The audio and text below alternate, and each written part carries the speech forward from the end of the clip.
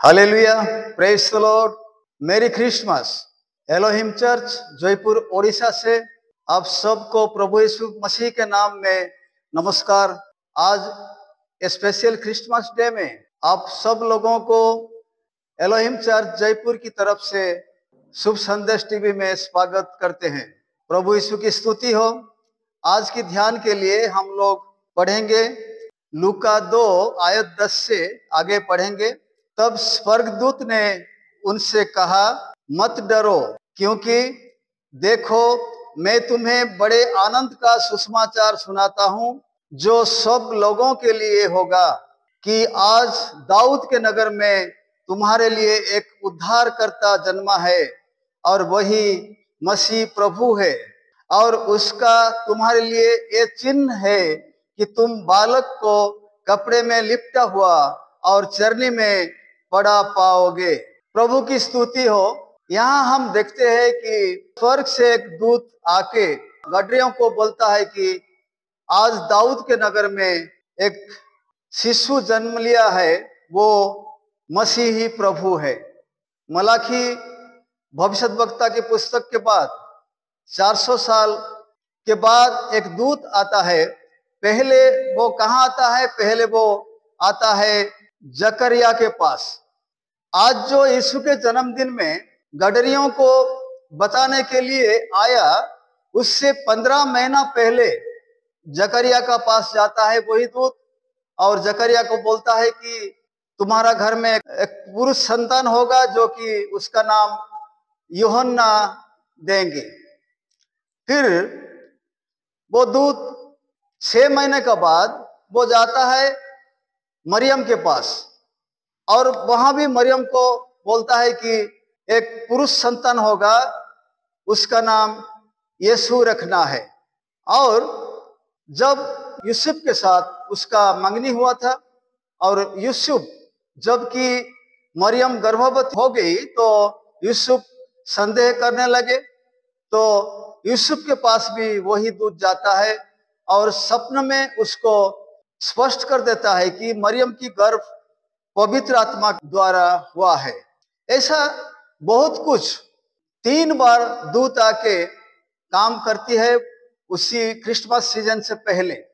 और आज जो गडरियों सब अपना अपना भेड़ों को वॉच करते हैं रात में, उसी समय गाब्रिएल दूत आके बोलता है कि आज बैतलहम में एक शिशु जन्मा है, वो प्रभु और मसीहा है।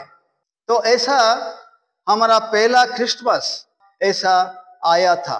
उससे पहले क्या हुआ, ये सब जानने के लिए हम थोड़ा कुछ आयतें पढ़ेंगे। मत्ती की लिखित सुसमाचार उसका अध्याय 1 18 से हम पढ़ेंगे।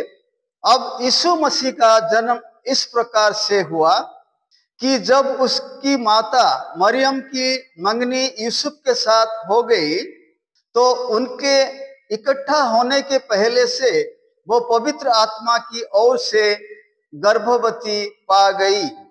अतः उसके पति यूसुफ ने, जो धर्मी था और उसे बदनाम करना नहीं चाहता था, उसे चुपके से त्याग देने की मनसा की।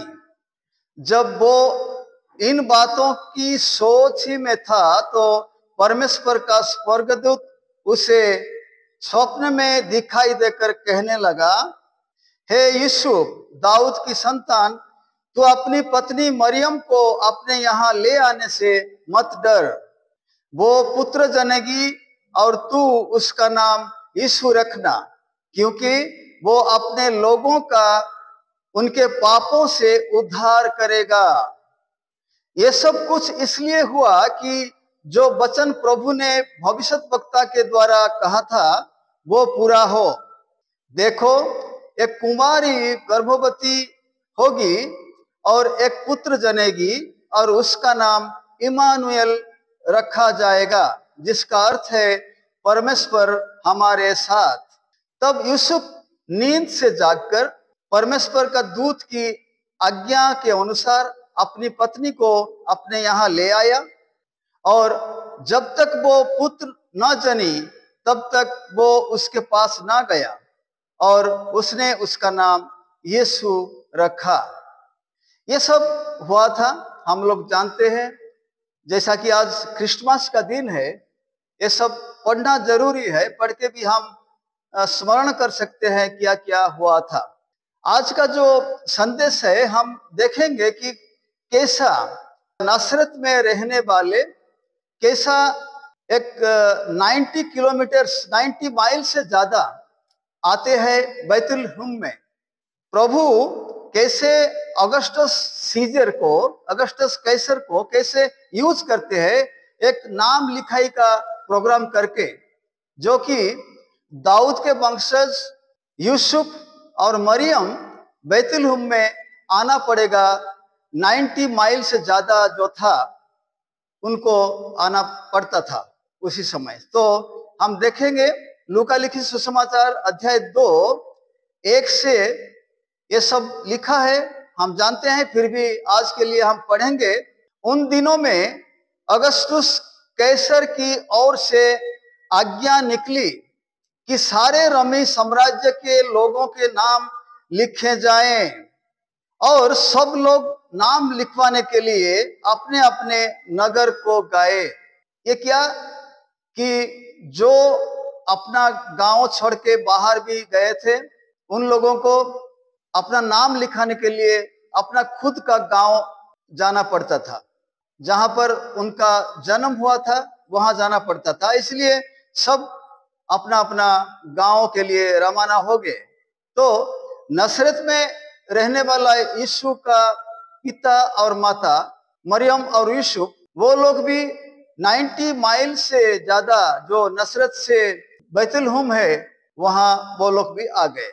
लूका 2:4 में लिखा है, अतः यूसुफ भी इसलिए कि वो दाऊद के घराने और वंश का था, गलील के नासरत नगर से यहूदिया में दाऊद के नगर बैतुलहम को गया। प्रिय भाइयों और बहनों, यहाँ कुछ समझने वाली बात है कि परमेश्वर ने बैतुलहम को क्यों चुना। हम यहाँ 2 चीज देखते हैं कि एक है गेहूं का भंडार था बैतुलहम, पहली बात। उससे पहले तो हम सब जानते हैं कि मीका की पुस्तक में लिखा है कि ए बैतुलहम इफ्राता, तू कोई नगर से छोटी नहीं है, फिर भी तेरे साथ एक शासनकर्ता उत्पन्न होंगे। ऐसा एक प्रोफेसी था, एक भविष्यवाणी था। तो वो बैतुलहम में अभी यूसुफ और मरियम आने का है। यहाँ हमारा प्रश्न है कि परमेश्वर ने क्यों बैतुलहम को चुना। 2 चीज है वहां हम देखते हैं। वो गेहूं का भंडार था, गेहूं में रोटी बनाया जाता था, और यीशु मसीह का जन्म उधर होगा।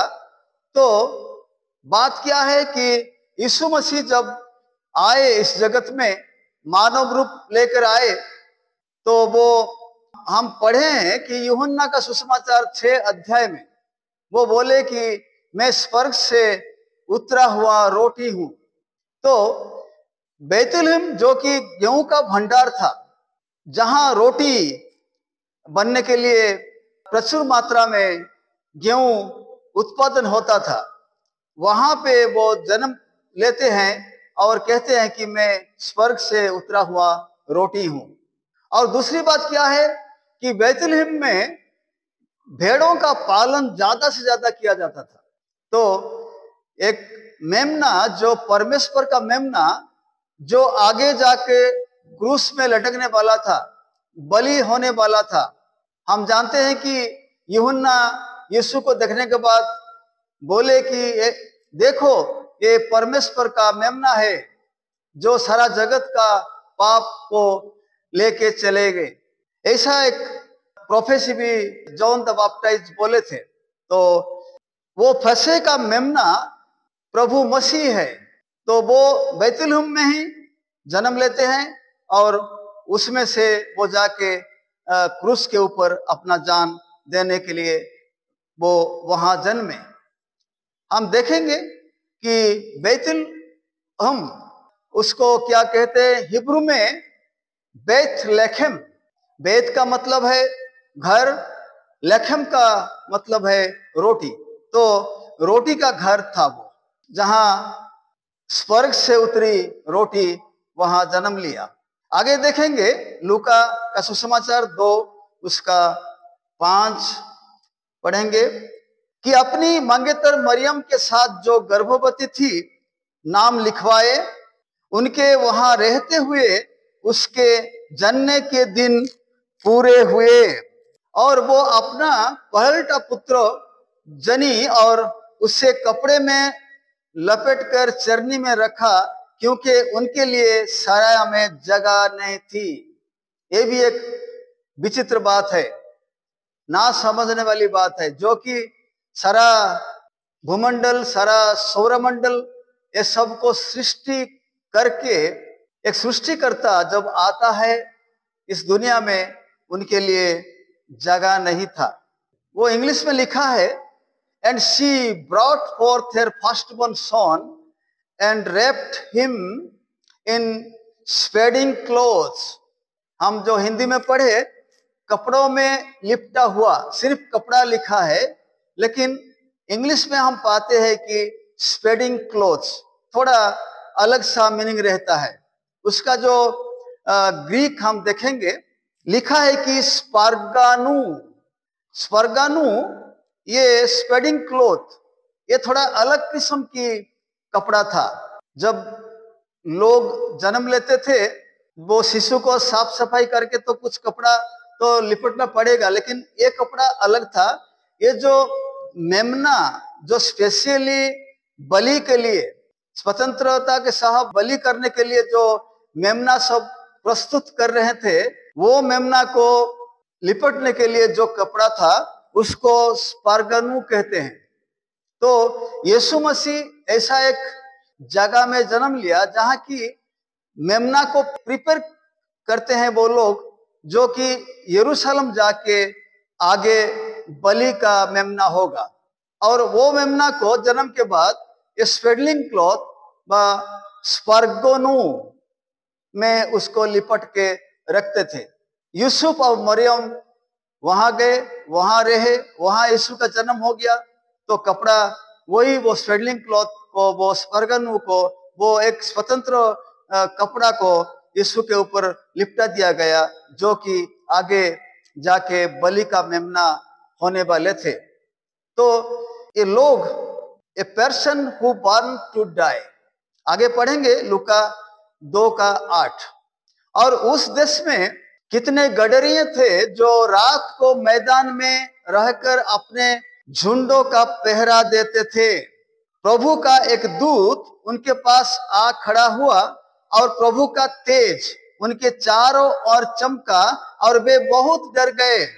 तब स्वर्गदूत ने उनसे कहा, मत डरो, क्योंकि देखो मैं तुम्हें बड़े आनंद का सुसमाचार सुनाता हूं, जो सब लोगों के लिए होगा। आज का ये संदेश सब लोगों के लिए है। क्रिसमस एक आनंद का सुसमाचार है। यीशु मसीह का जन्म एक आनंद का सुसमाचार है, जो सबके लिए, सब जाति के लिए, सब धर्म के लोगों के लिए, कि आज दाऊद के नगर में तुम्हारे लिए एक उद्धारकर्ता जन्मा है और वही मसीह प्रभु है। ये मसीह और प्रभु, ये दोनों शब्द का स्पेशल मीनिंग रहता है। हम देखेंगे ग्रीक में क्रिस्टस, जो मसीह के लिए लिखा गया है, क्रिस्टस वो एक एनॉइंटेड किंग के लिए भी होता है।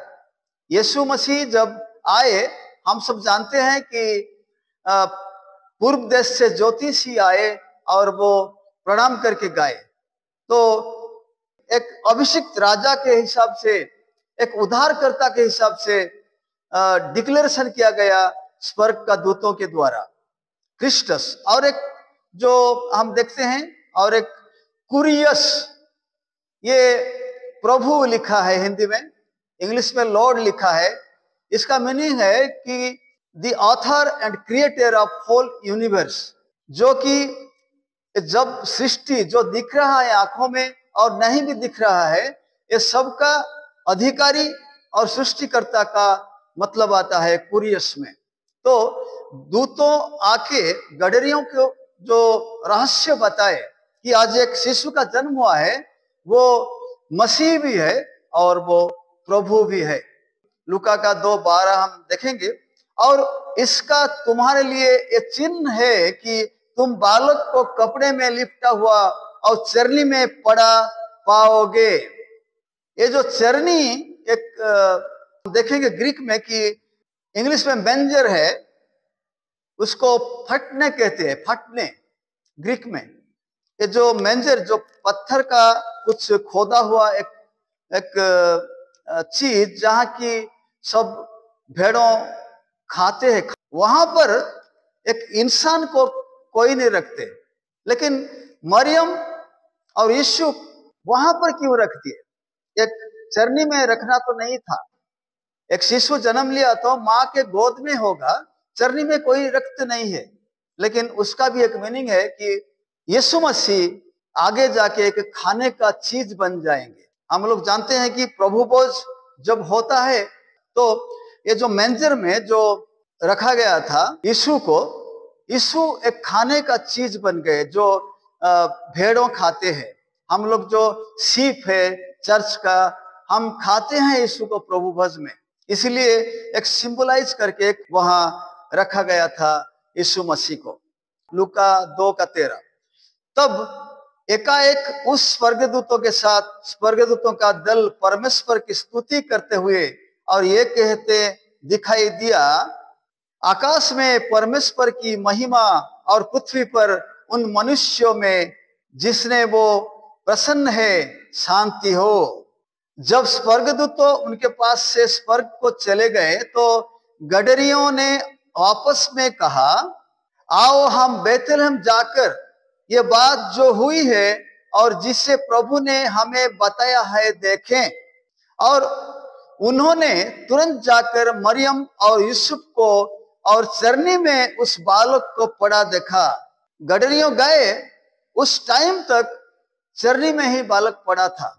एक चिन्ह था कि एक स्वेडलिंग क्लॉथ, सिर्फ कपड़ा नहीं था, वो स्वेडलिंग क्लॉथ था, एक स्पेशल क्लॉथ था, एक अलग सा कपड़ा था जो कि बलि का मेमना को लिपटा के रखा जाता था। वो कपड़ा एक चिन्ह हो गया उनके लिए। तो ये गडरियों ने जाके देखे कि ऐसा था। 2:17। इन्हें देखकर उन्होंने वो बात जो इस बालक के विषय में उनसे कही गई थी प्रकट की। वो सब बताए कि ऐसा हुआ था, दूतों आके हमको बताए ये सब वो रास्ते में जिनको भी देखा सबको बोले, और आने के टाइम में भी जिनको देखा सबको ये लोग बोलते चले गए। और सब सुनने वालों ने उस बातों से जो गडरियों ने उनसे कही आश्चर्य किया, परंतु मरियम ये सब बातों अपने मन में रख के सोचती रही और गडरियों जैसा उनसे कहा गया था वैसा ही सब सुनकर और देखकर परमेश्वर की महिमा और स्तुति करते हुए लौट आ गए। प्रिय भाइयों और बहनों, यही क्रिसमस की एक शॉर्ट स्टोरी है, एक कहानी है कि यीशु आए। ये कोई पौराणिक बातें नहीं है, ये हिस्टोरिकल प्रूफ के साथ है। आज भी वही बेथलेहम है, यरूशलेम है, सब है। और प्रभु यीशु का जन्म एक सच्ची घटना है जो कि सारा दुनिया के लिए, सारा जगत के लिए वो एक जीवन का रोटी की तरह आए। वो एक सबका पाप लेने वाला एक फंसे की मेमना की तरह आए और भी वो सबके पाप के लिए क्रूस के ऊपर मर के सबको मुक्ति दिलाए। तो आज क्रिसमस एक आनंद का दिन है, क्योंकि क्रिसमस सिर्फ प्रभु यीशु का जन्म की बात नहीं है, प्रभु जन्मे और मरे भी और मृत्यु को जय करके उठे भी। तो ये सब क्रिसमस का रियल मीनिंग है। प्रभु आप लोगों को आशीष दे। Praise the Lord. नमस्कार।